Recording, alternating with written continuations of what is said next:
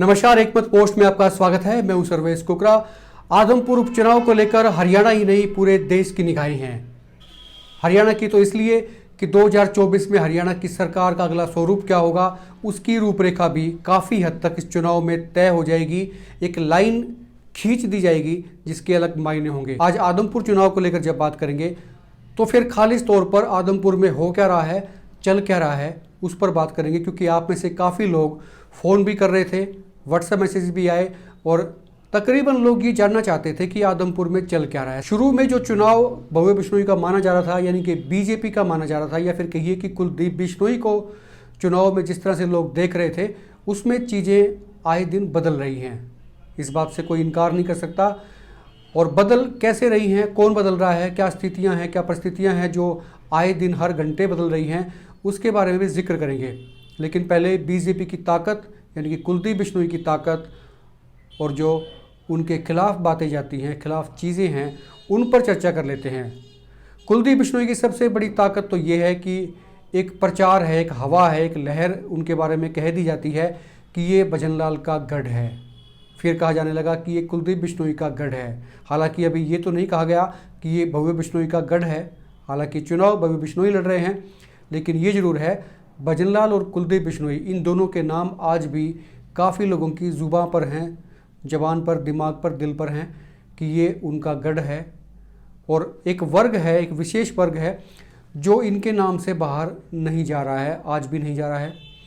ये इनका एक प्लस पॉइंट है। दूसरा ये कि बीजेपी की सरकार हरियाणा में है, सत्ता में इस वक्त बीजेपी है।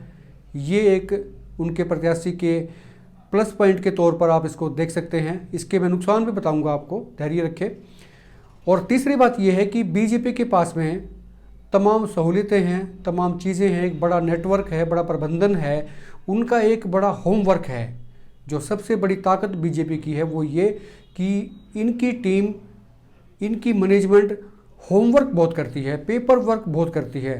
लेकिन इस पेपर वर्क को कितना अमली जामा पहनाया जाएगा, या क्या ये पेपर वर्क काम आएगा, या फिर वो पर्चे धरे के धरे रह जाएंगे, ये तो जनता तय करेगी 3 तारीख को। लेकिन इतना ज़रूर है कि बीजेपी इस चुनाव को माइन्यूटली देख रही है, समझ रही है। हालांकि बीजेपी की टीमें अभी खुलकर सामने नहीं आई हैं और ये माना जा रहा है कि अगले 1-2 दिन के बाद में बीजेपी के तमाम नेता, बड़े नेता आदमपुर में डेरा डाल देंगे। हालांकि विधायकों को अलग अलग गांव दे दिए गए हैं। उनको कहा गया है कि आपकी जिम्मे फलां फलां गांव है और अपने गांव पर फोकस करें, गांव के वोट्स पर फोकस करें, वोटर्स से मिलें और स्थिति और परिस्थिति को अनुकूल बनाने की कोशिश करें। कुलदीप बिश्नोई के सामने चुनौती ये है कि वो अपने बेटे भव्य बिश्नोई को स्थापित करना चाहते हैं राजनीति में, इसमें कोई शक नहीं। अभय चौटाला पहले भी कह चुके थे और मैं उनकी बात से इत्तेफाक रखता हूँ कि कुलदीप बिश्नोई चाहते हैं कि उनके बेटे राजनीति में स्थापित हो जाएं और ये एक उनके लिए मास्टर स्ट्रोक हो सकता है। यहाँ से वो हरियाणा की राजनीति में जा सकते हैं और जाहिर सी बात है कि बीजेपी हो सकता है, अगर वो, मैं अगर कह रहा हूँ इसलिए क्योंकि नतीजे अभी नहीं आए हैं, चुनाव अभी नहीं हुआ है, अगर वो जीतते हैं तो हो सकता है कि बीजेपी उनको मंत्री बना दे, अपने मंत्रिमंडल में जगह दे दे। लेकिन अभी दिल्ली दूर है, उससे पहले चुनाव की बात करते हैं। कुलदीप बिश्नोई की सबसे बड़ी दिक्कत दूसरी एक ये भी है कि चूँकि उन्होंने रिसेंटली पार्टी को स्विच किया है, लिहाजा उनके सामने चुनौती भी है। दूसरों के लिए आदमी कई बार बेहतरीन काम करता है, लेकिन जब खुद के लिए काम करने की बारी आती है या मौका आता है, तब उसको बहुत से प्रयास करने पड़ते हैं, बहुत सी चीज़ों की ज़रूरत पड़ती है और उसका फोकस भी इतना साफ नहीं नज़र आता, साफ नहीं होता है जितना वो दूसरों के लिए तय करता है, या दूसरों को जिस वक्त वो देख रहा होता है वो फोकस जो उस वक्त बनता है, अपने केस में वो फोकस नहीं होता है, यानी कि उसको साफ साफ चीज़ें दिखाई देना बंद हो जाती हैं। और तीसरी सबसे बड़ी बात ये है कुलदीप बिश्नोई के लिए कि उनके पास में कामयाब और ये फिर कहें कि काबिल टीम नहीं है। इस वक्त जो हमने नोटिस किया है कुलदीप बिश्नोई के खेमे में वो काबिल राजनीतिज्ञों की टीम नहीं है जो उनको एक बेहतर सलाह दे सकें, बेहतरीन दृश्य और परिदृश्य से वाकिफ़ करवाएं। ये कमी है। और एक और बात, बीजेपी का जेजेपी से गठबंधन है, लेकिन जेजेपी इस चुनाव में क्या भूमिका निभाएगी, किस तरह से पेश आएगी, उनका जो वर्कर है, उनके जो कार्यकर्ता हैं, या फिर कहिए कि उनका जो वोट बैंक है वो किधर मूव करेगा। हालांकि बयान दुष्यंत चौटाला की तरफ से ये दिया गया था कि वो गठबंधन धर्म निभाएंगे, इसके बहुत सारे मायने हैं। उस पर भी चर्चा करेंगे। लेकिन आगे बढ़े इससे पहले मैं कुछ कमजोरियां भी आपको गिनवा देता हूं, आपको बता देता हूं जो बीजेपी प्रत्याशी की है। उनके कुलदीप बिश्नोई, उनके परिवार को लेकर जो बातें कही जा रही हैं उनको भी जानना बेहद ज़रूरी है। सबसे बड़ी बात तो कुलदीप बिश्नोई को लेकर ये कि वो पिछले कुछ सालों से हल्के में उतना नहीं रहे जितना उनसे अपेक्षा की जाती थी, जितना समझा जाता था कि वो अपने हल्के को वक्त देंगे, वहाँ के लोगों के बीच में रहेंगे। ये एक सबसे बड़ी कमजोरी कुलदीप बिश्नोई की हम कह सकते हैं। हालांकि वो इसके बारे में कई बार माफ़ी मांग चुके हैं, अपनी मजबूरियां बता चुके हैं, लेकिन इन मजबूरियों को लोग कितनी हवा देंगे, कितनी तवज्जो देंगे, कितना महत्व देंगे, वेट देंगे, ये देखना होगा। काफ़ी लोगों को ऐसा लगता है कि चूँकि हरियाणा में बीजेपी की सरकार है, ऐसे में अगर बीजेपी के प्रत्याशी को विधायक चुना जाता है तो फिर कुछ काम होने की उम्मीद है। लेकिन इसके विपरीत कांग्रेस के लोग ये कहते हैं कि जब अब तक नहीं काम किया तो फिर आगे उम्मीद क्यों। अब कांग्रेस प्रत्याशी जयप्रकाश की बात करते हैं। जेपी का सबसे बड़ा ड्रॉबैक, मैं एक बार ड्रॉबैक पर आ जाता हूँ, उसके बाद उनकी खूबी भी गिनवाऊंगा कि उनमें खासियत क्या है। ड्रॉबैक ये है कि वो इस हल्के के नहीं हैं। वो कलायत से आते हैं, कलायत से विधायक रहे थे, लेकिन पिछले चुनाव में वो हार गए थे। तो हालांकि ये जरूर है कि 2009 में उन्होंने एक चुनाव यहाँ पर लड़ा था कुलदीप बिश्नोई के खिलाफ, उसमें एक बेहद थोड़े मार्जिन से, करीब 6000 वोट के मार्जिन से वो हार गए थे। लेकिन इसके बाद उन्होंने हल्के को नहीं संभाला, उन लोगों को नहीं सहेजा जिन्होंने उस दौरान उनकी मदद की थी, उनको वोट दिए थे, उनके साथ लगे थे, उनके कंधे से कंधा मिलाकर काम किया था, उनको तरजीह नहीं दी गई और फिर वो अपने और कामों में लग गए। लेकिन अब जब वक्त बदला तो जयप्रकाश फिर से कांग्रेस के प्रत्याशी बनकर आदमपुर में आए हैं। इसकी भी एक वजह है, काफ़ी सारे लोग जानना चाहते थे कि जयप्रकाश ही क्यों। दरअसल भूपेंद्र सिंह हुड्डा चाहते हैं कि रोहतक, सोनीपत और एक दो और ज़िलों से बाहर निकलकर वो अपने पांव दूसरे क्षेत्रों में जमाएं जहां पर कभी चौटाला राज होता था। यानी कि ये माना जाता था कि ये बेल्ट चौटालाज के साथ है, चौटाला फैमिली के साथ है।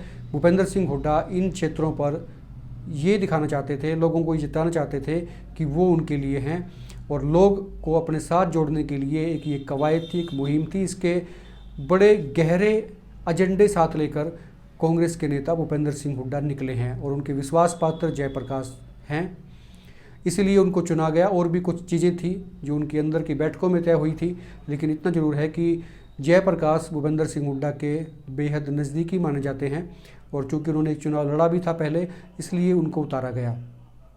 और कोई मजबूत चेहरा शायद कांग्रेस को दिखाई भी नहीं दिया। हालांकि टिकटें काफ़ी लोग मांग रहे थे, लेकिन बावजूद इसके जयप्रकाश को उतार दिया गया। अब चूँकि साख अगर बात करें तो भूपेंद्र सिंह हुड्डा और दीपेंद्र सिंह हुड्डा, इन दोनों की जुड़ी हुई है।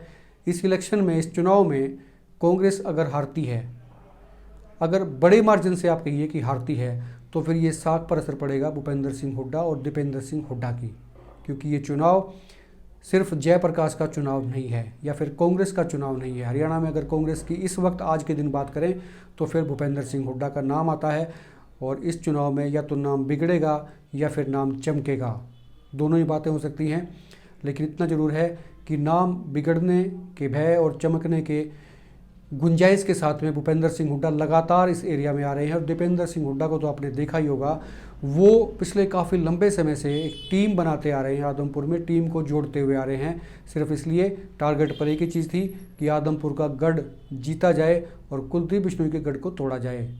कितनी कामयाबी मिलेगी ये आने वाला वक्त बताएगा, लेकिन वो घर घर जा रहे हैं, हर उस रूठे व्यक्ति को मनाने की कोशिश की जा रही है जो जयप्रकाश के खिलाफ था या फिर कांग्रेस और भूपेंद्र सिंह हुड्डा के। उन्हीं में से एक नाम वीर सिंह दलाल का भी था। कुछ दिन पहले उन्होंने, पिछले सप्ताह ही आप ये कहें कि उन्होंने एक बिगुल बजाया था जयप्रकाश के खिलाफ, उनमें लाख कमियां वीर सिंह दलाल ने गिनवाई थी। लेकिन अब कहा जा रहा है कि भूपेंद्र सिंह हुड्डा उनके आवास पर चाय के लिए आ रहे हैं। राजनीति में ऐसा होता रहता है, प्रेशर की टैक्टिस है, प्रेशर बना लिया गया, मीडिया में छाए आए और उसके बाद भूपेंद्र सिंह हुड्डा अब वीर सिंह दलाल के घर। ये चीज़ कांग्रेस के साथ है।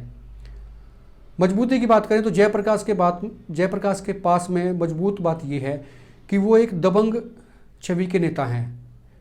उनके बारे में लोगों को लगता है कि ये व्यक्ति डरेगा नहीं और दबंगता के साथ में चुनाव को फेस करेगा, लोगों के सामने जाएगा। और एक और ख़ास बात जो जयप्रकाश की है वो ये, गजब की उनकी डिक्शनरी है और ऐसे ऐसे शब्दों का प्रयोग वो करते हैं जिससे लोग उनके साथ में जुड़ें।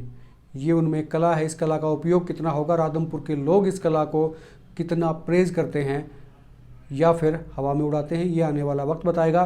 लेकिन जैसे मैंने बताया कि साख हुड्डा फैमिली की इस चुनाव में जुड़ी है। या तो साख बिगड़ेगी या फिर साख बनेगी, इनमें से एक चीज़ जरूर होगा, इसलिए ताकतें दोनों पक्षों को लड़ानी पड़ेगी। कोडाराम नंबरदार की बात करते हैं या फिर आईएनएलडी की आप बात कहें तो आईएनएलडी की रूट्स जो हैं इस क्षेत्र में रही हैं। आदमपुर की जो बेल्ट है, बागड़ी जो बेल्ट है, यहाँ पर आईएनएलडी की रूट्स जड़ें रही हैं, काफ़ी मजबूत जड़ें थी। इनकी भी एक बार दोबारा से टेस्टिंग होगी। इनका आप ये कहिए तो इनमें पानी देने का काम आईएनएलडी कर रही है। और इस चुनाव के साथ ही आईएनएलडी को ये भी भरोसा है कि वो उनकी पार्टी का ग्राफ बढ़कर बाहर आएगा, बढ़कर जनता के सामने आएगा और एक साख को निखारने की कोशिश आईएनएलडी के नेता कर रहे हैं। अभय सिंह चौटाला बराबर समय दे रहे हैं, बाकायदा उन्होंने कमान संभाली हुई है, वो गांव-गांव जा रहे हैं और बेहद दबंगता से पेश आते हुए उन्होंने पिछले दिनों ये भी कह दिया कि कोई इस मुगालते में ना रहे, आईएनएलडी वर्कर को कमज़ोर मत समझे। पहल वो करते नहीं हैं और बाद में वो पीछे हटते नहीं हैं। एक तरह से सीधा सीधी चेतावनी दी गई बीजेपी के नेताओं को। ओम प्रकाश चौटाला भी इस चुनाव में काफ़ी वक्त दे रहे हैं। उम्र दराज होने के बावजूद वो गांव-गांव जा रही हैं। उनकी बस, उनका रथ जिसको कहा जाता है, वो अलग अलग गांव से और आप ये कहें तो हर क्षेत्र से गुजर रहा है, लोगों को संबोधित कर रहे हैं। और ख़ास बात ये भी है कि ओम प्रकाश चौटाला को सुनने के लिए भारी भीड़ इकट्ठा हो रही है। कोडाराम नंबरदार बालसमंद क्षेत्र के तो एक नामी गिरामी व्यक्ति हैं, किसान नेता हैं। आदमपुर में ओवरऑल उनकी क्या छवि है, क्या साख है, वो चुनाव में पता लगेगी। लेकिन इतना ज़रूर है कि आदमपुर का सबसे बड़ा गांव है, सबसे ज़्यादा वोटर्स किसी गांव में हैं तो वो बालसमंद में हैं, ये वहीं से आते हैं। और बार बार इनेलो की तरफ से कहा गया कि ये टिकट उन्होंने सिर्फ कोडाराम नंबरदार को नहीं दी, ये पूरे गांव को टिकट दी गई है। अब गांव साथ लगे। अब गांव कम से कम कितना साथ लगता है जब उनका गांव का प्रत्याशी मैदान में उतरता है, चुनाव लड़ने के लिए सामने आता है, तो गांव की तरफ से कैसे रेसिप्रोकेट किया जाता है ये देखना होगा। और आईएनएलडी को भी उम्मीद है कि उनको अच्छा खासा वोट यहाँ से मिलता हुआ नज़र आ रहा है। इसी के साथ में वो अपनी आगे की रणनीति तैयार कर रही हैं। अभय सिंह चौटाला इसमें लगातार बेहतरीन काम कर रहे हैं। नंबरदार की बात करें तो वो कांग्रेस में थे, कांग्रेस की टिकट मांग रहे थे, कांग्रेस ने टिकट नहीं दिया तो आईएनएलडी इनको तुरंत अपने साथ ले आई और अब वो आईएनएलडी के प्रत्याशी हैं। आम आदमी पार्टी की बात भी करते हैं।